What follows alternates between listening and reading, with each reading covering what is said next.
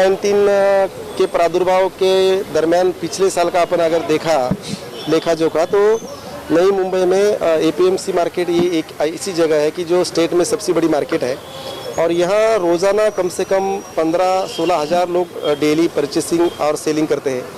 तो हमें डर है, पिछले साल में इस मार्केट को बहुत बार बंद करना पड़ा, उससे लोगों को बहुत दिक्कत हुई, परचेसर को भी दिक्कत हुई, सप्लायर को और कंज्यूमर को भी दिक्कत हुई।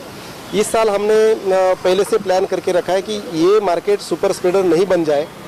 इसके लिए हमने कुछ पथक डिप्लॉय किए थे, महानगर पालिका के और पुलिस के जॉइंटली 8-10 पथक निर्माण किए थे। लेकिन हमें ऐसा एक एक्सपीरियंस आया कि लोग अभी ज़्यादा फिक्र नहीं कर रहे, लोग बिंदास रह रहे और जब कोई 1-2 ऑफिसर या 1-2 कर्मचारी इसके लिए जाते हैं तो उसके साथ वो बाचा-बाची झगड़ा करते हैं।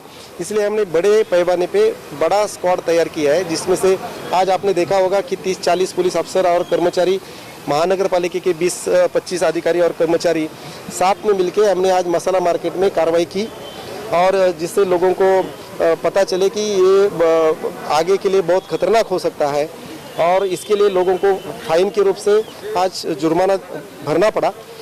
कम से कम 10,000 के ऊपर फाइन के केसेस अभी ये 1 महीने में हमने किया है। इसके बावजूद 200 से भी ज़्यादा ऑफेंसेस दाखिल भी किए।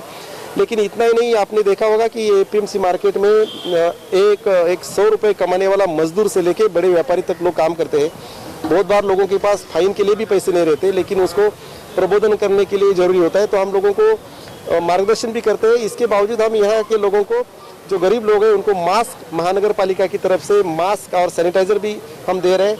आपको मालूम होगा कि इस साल प्रतियोगिता में महानगर पालिका भाग ले रही है देश में सबसे स्वच्छ शहर बनने के लिए, तो इसलिए स्वच्छता भी रखने के लिए कुछ इंतज़ाम यहाँ किए, एपीएमसी मार्केट के कमेटी ने भी किए, महानगर पालिका ने भी किए हैं। उसके लिए हम उनको सपोर्ट कर रहे हैं।